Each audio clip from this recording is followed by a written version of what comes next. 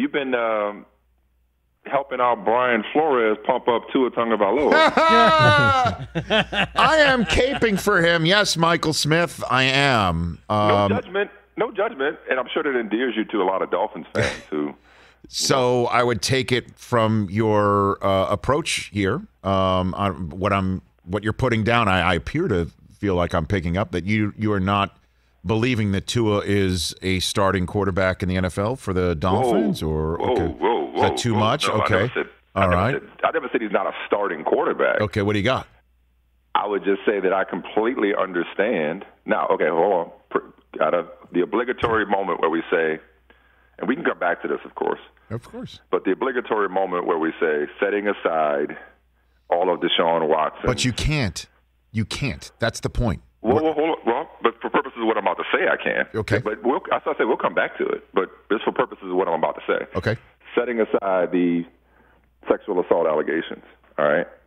I completely understand why an organization would want to upgrade from Tua Tagovailoa to a Deshaun Watson. Mm-hmm. I mean, not everybody who has a young quarterback is looking to acquire Deshaun Watson, but I think the jury is still out on Tua Tagovailoa in a way that it is not for Joe Burrow, for example, even though he's coming off an injury, in a way that it is not, obviously, for Justin Herbert, who looks like he's a budding superstar.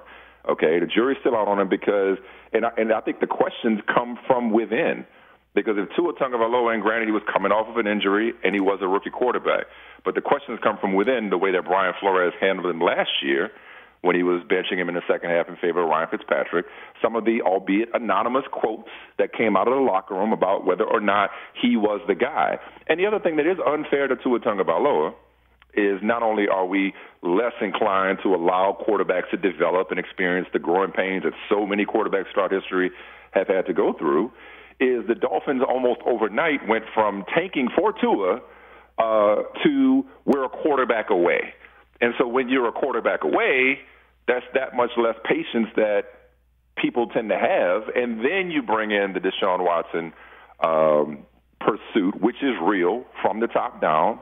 I think that's why Tua's kind of, by comparison, when you're starting to compare him to a Deshaun Watson, again, on the field, I think that's why Tua maybe doesn't get the respect that some Dolphins fans would like to see him get. I don't think he's earned it yet. I don't think he's earned it just by virtue of being the fifth pick and, winning games at Alabama. So that's all. I'm not saying he's not a starter. I'm not saying he can't be good. But going into the Deshaun part, if I may, unless you want to go ahead and cut me off there and chime in. No. I do want to chime in. So let me. And later on, when I'm on your show, I'll do my best to take the control freak out of the host position. So, yeah. And I do want to jump in here though and say to you that in my caping yesterday, in the same way that you had your caveat of removing 22 civil cases that hang over him and the entire process and whatever else is we don't know what we don't know, we think we know everything, and grand jury and all of that stuff, that I am, in removing that as well, would have had no problem the Dolphins being the first calling Nick Caserio the minute he was hired, and Deshaun Watson sent out that cryptic tweet that did actually mean that he was very displeased with Texans management. And in that period of January, all the way through to the time that we learned that there were charges coming his way civilly, I would have absolutely agreed that the Dolphins would have turned Tua, if you will, into Josh Rosen. I would not have. I would have told, like, if Watson, all things being equal, totally get it.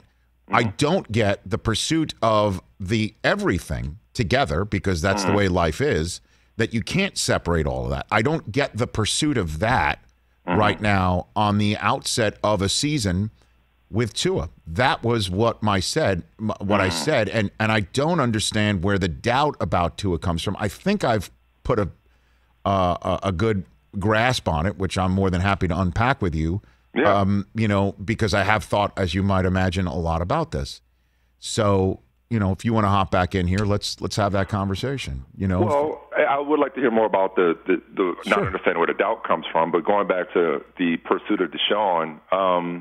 Look, I do get it, and I think I can say that I get being enamored with Deshaun, all things considered. Now, we're not separating anything, all things considered. Yep.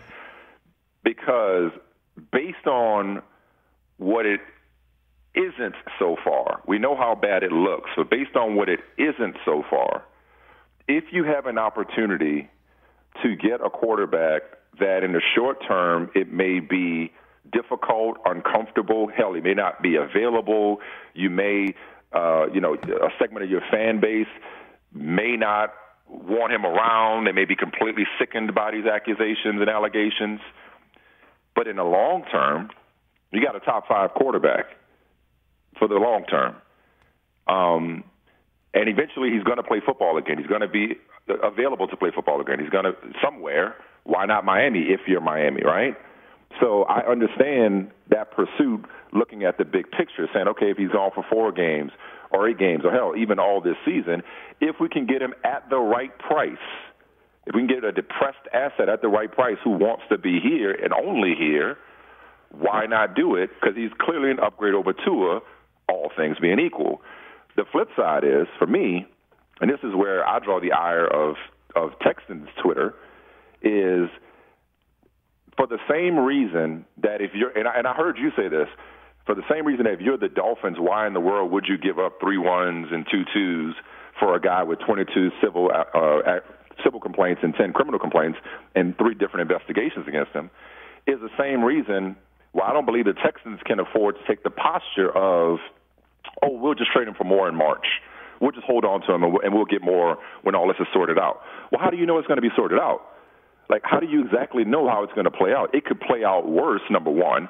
Number two, not going to play for you again. So he may be a franchise quarterback. He's not your franchise quarterback. Number three, he has a no-trade clause, which complicates things. And last but not least, and this is where I'm going to pass it back to you, Rich Eisen, going back to your Tua opinion, let's say you're right, and everybody has crapped on Tua completely unfairly and unjustly, and he is not getting, the benefit of the doubt that he deserves as a second-year freaking quarterback who was coming off a devastating hip injury his last year at Alabama, right? With no preseason last year. No real offseason, COVID. No, you don't hear no those excuses for Tua Tagovailoa. It's just, let's just get somebody better. Oh, we missed. We didn't get Burrow, and we should have taken Herbert, and we missed. Right? You never hear that. What if Tua is that dude? And what if Tua balls out this year? And what if he's great? And then Brian Flores and Stephen Ross and Chris Greer's like, you know what? Sometimes it ain't the trades you make, sometimes the ones you don't make. Right. So we're going to just keep our draft picks, keep our young quarterback on his rookie contract. There's one less suitor. What if your man Aaron Rodgers is on the market next year? And Denver's like, hey, Aaron, you still interested? Bam, now Aaron Rodgers in Denver. Now you got Sam Howell, you got Spencer Rattler, you got all these different quarterbacks coming out next year. Okay, you have 5 in the first round this year. You got more coming out next year. That game of quarterback musical chairs, not saying nobody would want Deshaun Watson, don't get me wrong. I'm simply saying the marketplace could look a lot different, and you may not have as many or the obvious suitors willing to give you the price that you think you should get for an asset who's not an asset to you if he ain't playing for you. Well, the bottom line is Michael Smith, a brother from another here on the Rich Eisen Show, is it looks like one of the most talented players in the league as he's still ascending in his talent, is going to be sitting in Deshaun Watson. And yeah. I just can't wrap my arms around that one, man. But it's I mean, we showed his depth chart. We showed the Texans depth chart earlier. He's 3rd on the depth chart. Because it's crazy. He's it really is. Like legitimately, purposefully being scratched into oblivion right now in Houston. Hey, you watched all the way to the end. Thanks for that. Watch more right here.